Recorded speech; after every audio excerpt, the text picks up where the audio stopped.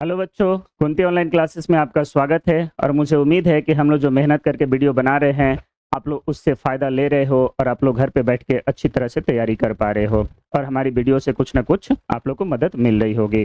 और यदि आप लोग चाहते हैं कि हम लोग लाइव क्लास से जुड़े या फिर क्रैश कोर्स करें, जो कि हम लोग बहुत जल्द अर्थात अगस्त में जो हम लोग ये कोर्स लेकर के आने वाले हैं, सो इसमें यदि आप लोग जुड़ना चाहते हो तो आप लोग कुंती ऑनलाइन क्लासेस ऐप है जो प्ले स्टोर पे अवेलेबल है, आप लोग इसको डाउनलोड करके रख लीजिए और जैसे ही हम लोग कोर्स को लॉन्च करेंगे, आप लोग को नोटिफिकेशन मिल जाएगा और आप लोग तुरंत उस बैच को परचेज कर लेंगे, जो कि बहुत ही मिनिमम प्राइस में होगा। मुश्किल से 300 से 400 के बीच का रेंज होगा और इसमें पूरे कोर्स की तैयारी आप लोग की कराई जाएगी। ठीक है, तो यदि आप लोग चाहते हो कि उससे जुड़ें तो कुंती ऑनलाइन क्लासेस ऐप को डाउनलोड करके रख लें। उसमें फ्री भी कंटेंट है, प्लस उसमें आप लोग टेस्ट भी दे सकते हैं। आप लोग टेस्ट भी देख सकते हैं कि आप लोग की कितनी तैयारी पूरी हो गई है और अभी कितना बाकी है। सो वो ऐप बहुत ही आप लोग के लिए यूजफुल होगा, इसलिए उसको अभी डाउनलोड कर लें। और चलिए देर ना करते हुए आज हम लोग एक नया सब्जेक्ट स्टार्ट कर रहे हैं और वो है साइंस का, जो कि बहुत ही इंपॉर्टेंट चैप्टर है और वो है प्रकाश का परावर्तन अर्थात refraction of light. Text book में से आप लोग पढ़ाई कर रहे होंगे या फिर आप लोग भारती भवन से पढ़ाई कर रहे होंगे या फिर किसी भी बुक से आप लोग पढ़ाई कर रहे होंगे, इससे कोई फर्क नहीं पड़ता। हम लोग जो भी कंटेंट तैयार किए हैं, इस कंटेंट को यदि आप लोग अच्छे से देख लेते हो, यदि आप लोग अच्छे से समझ लेते हो, बार बार यदि आप लोग रिपीट करके बार बार रिवीजन करके यदि आप लोग अच्छे से याद कर लेते हैं, तो मुझे उम्मीद है कि इस चैप्टर से आने वाले एक भी क्वेश्चन आप लोग का नहीं छूटेगा। एग्जाम में यदि इस चैप्टर से जितने भी क्वेश्चन आएंगे, आप लोग का एक भी क्वेश्चन नहीं छूटेगा। इसलिए इस वीडियो को आप लोग ध्यान से देखें, अच्छे से देखें। चलिए स्टार्ट करते हैं। पहला चैप्टर है प्रकाश का परावर्तन। प्रकाश का परावर्तन अर्थात रिफ्लेक्शन ऑफ लाइट। ये आप लोग के हो सकता है टेक्स्ट बुक में अलग चैप्टर होगा, भारती भवन में अलग चैप्टर होगा, लेकिन नाम रहेगा प्रकाश का परावर्तन। क्लियर है? इसमें जो भी इंपॉर्टेंट पॉइंट है, जो भी इंपॉर्टेंट फैक्ट है, हम लोग पहले से लिख के रख दिए हैं, जो कि आप लोग के लिए बहुत सहूलियत होगी। आप लोग इसका नोट्स बनाते रहिए। नोट्स बनाने से क्या होगा कि आप लोग का रिवीजन भी होते रहेगा। ठीक है, इसलिए वीडियो को रोक करके आप लोग नोट्स भी बनाइए। खुद से हाथ से लिखिएगा, एक बार यहाँ से सुनिएगा और खुद से एक बार लिखिएगा, तो आप लोग का रिवीजन भी हो जाएगा और रिवीजन करने में भी आसानी होगी। ठीक है, चलिए प्रकाश का परावर्तन, जो इसमें सबसे इंपॉर्टेंट जो क्वेश्चन होता है वो यही होता है कि प्रकाश क्या है, प्रकाश किसे कहते हैं, या प्रकाश से आप क्या समझते हैं। देखो बच्चों, क्वेश्चन किसी भी तरीके से हो सकता है। एक ही क्वेश्चन को अलग अलग तरीके से लिखा जाता है। जैसे देगा कि प्रकाश क्या है, या फिर इसी क्वेश्चन को बोलेगा प्रकाश से आप क्या समझते हैं, या प्रकाश किसे कहते हैं, या प्रकाश की परिभाषा लिखें। तो चाहे किसी भी प्रकार से क्वेश्चन दे, आप लोग कंफ्यूज नहीं होगे, आंसर से भी होगा। ठीक है, चलिए तो जो सबसे पहला पॉइंट है हम लोग का, वो है प्रकाश क्या है, प्रकाश किसे कहते हैं, या प्रकाश से आप क्या समझते हो। तो इसका आंसर आप लोग लिखोगे, प्रकाश वह कारक है जिसकी सहायता से हम वस्तुओं को देख सकते हैं या किसी भी चीज को देख सकते हैं। अर्थात बिना प्रकाश के हम किसी भी चीज को नहीं देख सकते हैं। यदि आप कुछ भी अपने आजू बाजू या कुछ भी आप देख पा रहे हो, तो कहीं ना कहीं ये प्रकाश की वजह से आप लोग देख पा रहे हो। आप लोग सोच के देखो, यदि प्रकाश नहीं हो आपके आसपास, तो क्या आप लोग देख सकते हो? नहीं देख सकते हो। अर्थात प्रकाश वह कारक है जिसकी सहायता से हम किसी भी चीज को अर्थात किसी वस्तु को देख सकते हैं। अपनी भाषा में भी आप लोग इस तरह से लिख सकते हो, कोई दिक्कत नहीं है। ठीक है, तो प्रकाश क्या है? तो प्रकाश वह कारक है जिसकी सहायता से हम वस्तुओं को देख सकते हैं। उम्मीद है कि पहला आप लोग पॉइंट अच्छे से समझ गए होंगे और इसमें कोई दिक्कत नहीं होगी। ठीक, चलिए नेक्स्ट हम लोग पॉइंट देखते हैं। प्रकाश का अध्ययन क्या कहलाता है? क्वेश्चन इस तरह से पूछा जाएगा कि प्रकाश के अध्ययन को क्या कहते हैं। ठीक है, बहुत ही इंपॉर्टेंट क्वेश्चन है और इसको आप लोग अच्छे से याद कर लेना कि प्रकाश के अध्ययन को क्या कहते हैं। ठीक है, जो व्यक्ति प्रकाश के बारे में अध्ययन करता है, प्रकाश के बारे में और डिटेल जानता है, उस पढ़ाई को अर्थात उस अध्ययन को क्या कहते हैं? तो उस अध्ययन को हम लोग प्रकाशिकी कहते हैं। ठीक है, optics, in English it is called optics. Clear है? हो सकता है मैं थोड़ा सा फास्ट बोल रहा हूं, तो आप लोग थोड़ा सा वीडियो को स्लो कर सकते हो, या फिर यदि मैं लग रहा कि स्लो बोल रहा हूं तो आप लोग वीडियो को थोड़ा सा फास्ट कर सकते हो। ये आप लोग के ऊपर डिपेंड है, ये आप लोग के हैंड में है। क्लियर है? चलिए, तो प्रकाश के अध्ययन को क्या कहते हैं? तो प्रकाश के अध्ययन को प्रकाशिकी कहते हैं। 2 क्वेश्चंस आप लोग को यहाँ से क्लियर हो गया। पहला, प्रकाश क्या है, और दूसरा, प्रकाश के अध्ययन को क्या कहते हैं। क्लियर है? चलिए नेक्स्ट, प्रकाश सीधी रेखा या सरल रेखा में गमन करती है। क्वेश्चन इस तरह से बनेगा कि प्रकाश कैसे गमन करती है, ठीक है, या प्रकाश किस दिशा में चलती है, ठीक है, अर्थात प्रकाश किस तरह से चलती है। तो आप लोग का आंसर होगा कि प्रकाश हमेशा एक सीधी रेखा में चलती है। प्रकाश हमेशा एक सीधी रेखा में चलती है, ठीक है, अर्थात प्रकाश ऐसे ऐसे ऐसे नहीं जाएगी, ठीक है, प्रकाश कभी भी चलती है एक सीधी रेखा में चलती है। अगर इसके बीच में कुछ रुकावट आ जाए तो यहीं पे रुक जाएगी या परावर्तित हो जाएगी, लेकिन ये अपना रास्ता नहीं मोड़ करके फिर इधर से निकलेगी, ऐसा नहीं होगा। समझ पा रहे हो बात को आप लोग? तो प्रकाश हमेशा सीधी रेखा में चलती है, सीधी रेखा में गमन करती है। क्लियर है? चलिए, ये पॉइंट भी आप लोग का क्लियर हो गया। नेक्स्ट, प्रकाश स्रोत। तो सबसे पहला तो यही क्वेश्चन बनेगा कि प्रकाश स्रोत किससे कहते हैं, प्रकाश स्रोत क्या है, या प्रकाश स्रोत से आप क्या समझते हैं। समझ पा रहे हो? प्रकाश स्रोत क्या है, प्रकाश स्रोत से क्या समझते हैं, या प्रकाश स्रोत किसे कहते हैं, या प्रकाश स्रोत की परिभाषा लिखे। ठीक है, तो जहां से प्रकाश निकलती है, अर्थात जहां से प्रकाश आती हुई प्रतीत होती है, ठीक है, उससे हम प्रकाश स्रोत कहते हैं। जैसे हम लोग पूछते हैं कि पानी का स्रोत क्या, अर्थात ये पानी आ कहां से रहा है, ठीक है, तो जहां से कोई वस्तु आती है उस वस्तु का वो सोर्स होता है। क्लियर? तो प्रकाश स्रोत, इसका मतलब कि प्रकाश कहां से आती है, प्रकाश कहां से आती है उस जगह को हम लोग प्रकाश के स्रोत कहते हैं। ठीक है, तो प्रकाश स्रोत, जिस वस्तु से प्रकाश निकलता है उसे प्रकाश स्रोत कहते हैं। जिस वस्तु से प्रकाश निकलता है उसे क्या कहते हैं, प्रकाश स्रोत कहते हैं। प्रकाश स्रोत 2 तरह के होते हैं, अर्थात पूछा जाएगा प्रकाश स्रोत कितने प्रकार के होंगे, तो आप लोग बोलोगे प्रकाश स्रोत 2 प्रकार के होते हैं। क्लियर है? चलिए नेक्स्ट, कौन कौन 2 तरीके के होते हैं?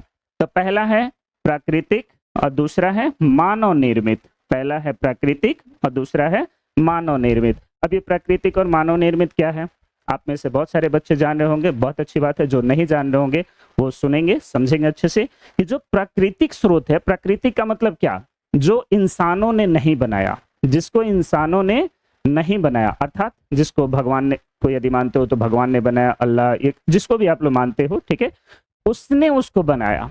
इंसानों ने जिसको नहीं बनाया वो हमारा प्राकृतिक हो गया। ठीक है, और जिसको मानव ने बनाया वो हमारा मानव निर्मित हो गया। क्लियर है? तो प्राकृतिक स्रोत क्या होता है, सबसे पहला क्वेश्चन ये भी बनेगा। तो प्राकृतिक प्रकाश स्रोत सूर्य, तारे इत्यादि। अर्थात देखो, सूर्य या तारे को क्या इंसान ने बनाया? नहीं बनाया। और सूर्य तारे से प्रकाश मिलता है हमें? हाँ मिलता है। इसलिए सूर्य और तारे क्या हो गए, हमारे लिए प्रकाश स्रोत हो गए। यहीं पे क्वेश्चन बनेगा, क्या चंद्रमा प्रकाश स्रोत है? नहीं है। क्यों? क्योंकि चंद्रमा के अपने प्रकाश नहीं होते हैं, जो वो प्रकाश वो दूसरे के प्रकाश को रिफ्लेक्ट करते हैं, ठीक है, अर्थात परावर्तित करते हैं। समझ गए? तो प्राकृतिक स्रोत में आप लोग सूर्य और तारे को याद रखेंगे, ठीक है। और हमारे पृथ्वीवासियों के लिए, जो भी पृथ्वी पे रहते हैं, ठीक है, सबसे बड़ा जो प्रकाश का स्रोत है पृथ्वीवासियों के लिए, जो सबसे बड़ा प्रकाश का स्रोत है वो क्या है? सूर्य है। वो क्या है? सूर्य है। इस बात को आप लोग ध्यान रखेंगे, ये क्वेश्चन पूछा भी गया है बहुत बार, ठीक है, कि पृथ्वीवासियों के लिए प्रकाश का सबसे बड़ा स्रोत क्या है? तो क्या है? सूर्य। क्लियर है? चलिए, सबसे बड़ा स्रोत है। नेक्स्ट, मानव निर्मित स्रोत। मानव निर्मित स्रोत में क्या होगा?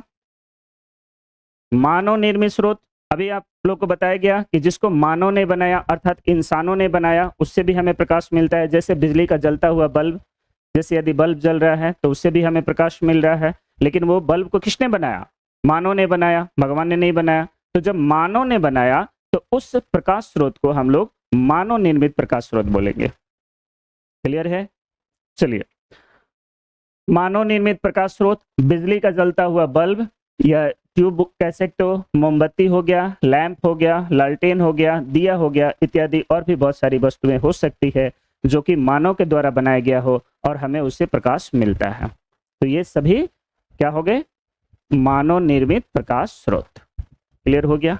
प्रकाश स्रोत क्या है, प्रकाश स्रोत कितने प्रकार के होते हैं, और जैसे कि प्रकाश स्रोत दो प्रकार के होते हैं, एक मानव निर्मित और एक प्राकृतिक। तो प्राकृतिक प्रकाश स्रोत क्या है और मानव निर्मित प्रकाश स्रोत क्या है, इतना तक क्वेश्चन क्लियर हो गया। ये सभी क्वेश्चंस पूछे गए हैं, याद रखना, जितने भी प्रीवियस में आप लोग के एग्जाम हुए हैं ये सभी क्वेश्चन किसी न किसी एग्जाम में पूछे गए हैं, इसीलिए इन सारी बातों को शामिल किया गया है। प्लस ये आप लोग के चैप्टर में भी है, ठीक है, तो इसको अच्छे से आप लोग क्लियर कर लेंगे।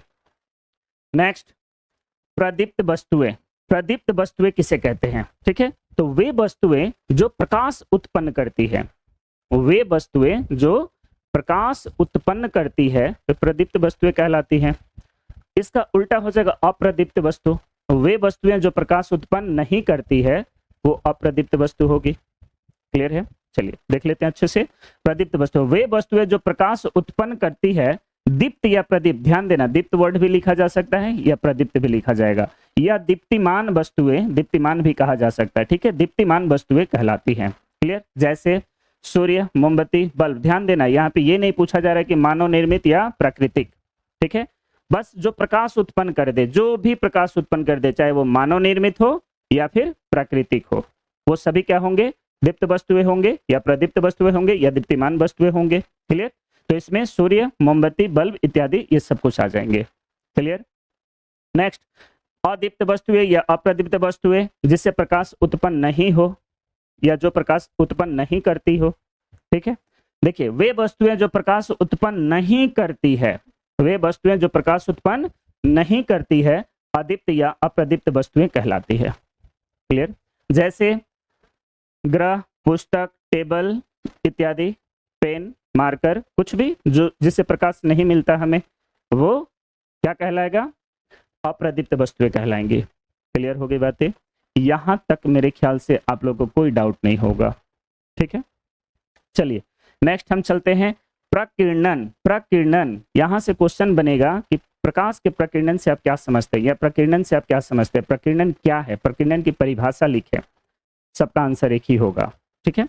तो आप लोग जब देखे होंगे कि कभी कभी हम लोग कहते हैं कि प्रकाश, बिना प्रकाश के हम लोग कुछ भी नहीं देख सकते हैं, और हम कहते हैं कि सूर्य की रोशनी तो हमारे रूम में आ नहीं रही है लेकिन फिर भी हम अच्छे से देख पा रहे हैं, क्यों? तो देखो बच्चों, होता क्या है कि जब प्रकाश की किरणें चलती है तो रास्ते में बहुत सारे उससे धूल, कण, डस्ट, हवा के जो मॉलिक्यूल्स, ये सब से वो टकराती है प्रकाश की किरणें, और टकराती है जब, तो कुछ ऑब्जर्व कर लिए जाते हैं, कुछ सोख लिए जाते हैं, और बाकी जो बचते हैं उसको विकृत कर दिया जाता है, अर्थात इधर उधर बिखेर दिया जाता है, ठीक है। तो वही बिखरी हुई जो किरणें होती है प्रकाश की, वो हमारे रूम में आ जाती है, इधर उधर आती है, और उसी से हम वस्तुओं को देख पाते हैं, ठीक है। तो इससे जो बिखरने की क्रिया है, जो बिखरने का जो ये पूरा क्रिया है जो, ठीक है, उसे हम क्या कहते हैं, प्रकाश का प्रकीर्णन कहते हैं। समझ में आई बात? देखिए, प्रकाश, जैसे सूर्य से आता प्रकाश, जब सूक्ष्म कण, सूक्ष्म कण क्या हो सकते हैं, जैसे अभी हमने बताया धूल कण वगैरह मिट्टी के, ठीक है, जैसे वायु के अणु या धूल कण पर पड़ता है, क्या पड़ता है, प्रकाश, ठीक है, प्रकाश, तो वे कण उन पर पड़ने वाले प्रकाश के कुछ ऊर्जा को अवशोषित कर लेते हैं, कुछ अवशोषित कर लिया जाता है, फिर उसे चारों ओर क्या कर दिया जाता है, विकिरित कर देते हैं, अर्थात फैला देते हैं, छोड़ देते हैं। इस प्रक्रिया को प्रकीर्णन कहते हैं या प्रकाश का प्रकीर्णन कहते हैं। समझ गए आप लोग? इस प्रक्रिया को विकिरण कहते हैं या प्रकीर्णन कहते हैं, ठीक है, प्रकीर्णन कहते हैं। इस प्रकीर्णित प्रकाश के कारण हम दिन में ऐसी वस्तुओं को भी देख पाते हैं जिस पर सूर्य का प्रकाश सीधे नहीं पड़ता। जैसे हमने कहा कि हमारे रूम में सूर्य का प्रकाश सीधे नहीं पड़ता है, तो क्या हमें रूम में रखी हुई वस्तु नहीं दिखती है? दिखती है। कैसे दिखती है? प्रकीर्णन के कारण। कैसे दिखती है? प्रकीर्णन के कारण, प्रकाश के प्रकीर्णन के कारण, ठीक है। वो धूल कण मिट्टी वगैरह पे पड़ी, वहां से प्रकीर्णित हुई प्रकाश की किरणें, जो कि हमारे रूम में इधर उधर फैल गई या और जगह भी फैल गई, और जहां जहां फैली, जहां जहां प्रकाश पड़ा, वहां पे हमें वस्तु दिखाई देना स्टार्ट करती है। समझ गए बात को? चलिए नेक्स्ट हम लोग करते हैं प्रकाश किरण। प्रकाश किरण, क्वेश्चन ये भी आ जाएगा, प्रकाश किरण किसे कहते हैं, प्रकाश किरण कितने प्रकार के होते हैं, ये क्वेश्चन आएगा, बहुत ही इंपॉर्टेंट है, इसको आप लोग ध्यान से देखेंगे या फिर अच्छे से याद कर लेंगे। क्लियर है? देखिए, एक सरल रेखा पर चलने वाले प्रकाश को, सरल रेखा मतलब सीधी रेखा, ठीक है, आपको ऊपर बताया गया है कि प्रकाश सीधी रेखा में गमन करती है, अभी जस्ट बताया गया है। ठीक है, तो एक सरल रेखा पर चलने वाले प्रकाश को प्रकाश की किरण कहते हैं। ठीक है, ये क्वेश्चन आप लोग याद कर लेना। क्वेश्चन रहेगा प्रकाश की किरण किसे कहते हैं, या प्रकाश की किरण से आप क्या समझते हैं, प्रकाश की किरण क्या है, या प्रकाश की किरण की परिभाषा आप लोग लिखिए। क्लियर? तो एक सरल रेखा पर चलने वाले प्रकाश को प्रकाश की किरण कहते हैं, याद रहेगा। चलिए नेक्स्ट हम लोग चलते हैं, किरण पुंज। किरण पुंज किसे कहते हैं? ठीक है, यह कितने प्रकार के होते हैं? ठीक है, यह कितने प्रकार के होते हैं तो समझेंगे। एक किरण हुई तो किरण बोलेंगे, और किरणों के समूह को, अर्थात एक से ज्यादा जब किरण हो जाए, एक से ज्यादा जब किरण हो जाए तो उसे हम क्या कहेंगे? किरण पुंज कहते हैं। क्लियर है? उसे हम क्या कहेंगे? किरण पुंज कहते हैं। ठीक है, चलिए किरण पुंज किसे कहते हैं? क्वेश्चन हो गया किरण पुंज किसे कहते हैं। ठीक है, तो प्रकाश के किरणों के समूह को, ध्यान देना, प्रकाश के किरणों के समूह को प्रकाश का किरण पुंज कहते हैं। याद रहेगा, प्रकाश के किरणों के समूह को, अर्थात एक से ज्यादा जब किरण हो जाए, ठीक है ना, तो इस सारे को हम लोग एक साथ अगर मिला के बोलेंगे तो क्या बोलेंगे? किरण पुंज बोलेंगे। ठीक है, किरण पुंज कितने प्रकार के होते हैं? अगला क्वेश्चन हो गया किरण पुंज कितने प्रकार के होते हैं। तो बच्चों किरण पुंज 3 प्रकार के होते हैं। कितने प्रकार के होते हैं? 3 प्रकार के होते हैं। ठीक है, कौन कौन? पहला देखते हैं अपसारी किरण पुंज। ठीक है, पहला अपसारी किरण पुंज, दूसरा समांतर किरण पुंज, ठीक है, और तीसरा क्या हो गया? अभिसारी किरण पुंज। ध्यान देना, ये अपसारी है और ये अभिसारी है। क्लियर है? अपसारी किरण पुंज, समांतर किरण पुंज और अभिसारी किरण पुंज। आगे इस चीज को हम लोग डिटेल कर रहे हैं। पहला अपसारी किरण पुंज किसे कहते हैं? पहला क्वेश्चन आएगा अपसारी किरण पुंज किसे कहते हैं, इसी तरह दूसरा क्वेश्चन बनेगा समांतर किरण पुंज किसे कहते हैं, या तीसरा क्वेश्चन बनेगा अभिसारी किरण पुंज किसे कहते हैं, या क्या है, या इसकी परिभाषा लिखे। इस तरह से कुछ भी क्वेश्चन दे सकता है, आप लोग को क्लियर करना है। क्लियर हो गया? चलिए, तो पहला हो गया अपसारी किरण पुंज किसे कहते हैं, समझेंगे इससे। इसमें प्रकाश की किरणें एक बिंदु स्रोत से निकलकर फैलती चली जाती है, एक बिंदु स्रोत से निकलकर फैलती चली जाती है। इसको थोड़ा सा हम लोग समझने की कोशिश करेंगे। ठीक है, देखो, जैसे एक ये बिंदु है, एक बिंदु से यदि बहुत सारी किरणें निकले, ठीक है, बहुत सारी किरणें निकले, और देखिए ऐसा लग रहा है ना कि एक बिंदु से निकल करके, एक बिंदु से निकल करके, और ये फैलती हुई चली जा रही है, फैलती हुई चली जा रही है, फैलती हुई चली जा रही है। ठीक है, तो इस प्रकार के जो किरण पुंज होंगे उसे हम कहेंगे अपसारी किरण पुंज। इसको याद करने के लिए कंफ्यूजन ना हो तो ध्यान देना कि अप का मतलब होता है ऊपर, अप का मतलब होता है ऊपर। तो देखो ये ऊपर की तरफ भाग रही है, ये ऊपर की तरफ भाग रही है। ठीक है, ऊपर की तरफ भाग रही है, ये किरण पुंज है। ठीक है, तो इस प्रकार के किरण पुंज को हम लोग क्या बोलेंगे? अपसारी किरण पुंज कहेंगे, जो एक बिंदु से निकलकर फैलती हुई चली जाती है या प्रतीत होती है। क्लियर है? चलिए नेक्स्ट हम लोग देखते हैं समांतर किरण पुंज। नेक्स्ट हम लोग देखते हैं समांतर किरण पुंज। समांतर का अर्थ आप लोग सभी जानते हो, समान अंतर पे चलने वाली किरण पुंज। ठीक है, अर्थात देखो इस तरह से, ठीक है, इस प्रकार से, ठीक है, एक समान अंतर है इन सब के बीच, एक समान अंतर है इनके बीच। ठीक है, तो इस प्रकार के किरण पुंज को हम लोग क्या कहेंगे? समांतर किरण पुंज। इसमें प्रकाश की किरणें एक दूसरे के समांतर होती है। ठीक है, अर्थात वैसे प्रकाश की किरणें जो एक दूसरे के समांतर गमन करती हो, एक दूसरे के समांतर चलती हो, एक दूसरे के समांतर जा रही हो, ऐसे किरण पुंज को हम लोग क्या बोलेंगे? समांतर किरण पुंज बोलेंगे। समझ गए बात को? क्लियर?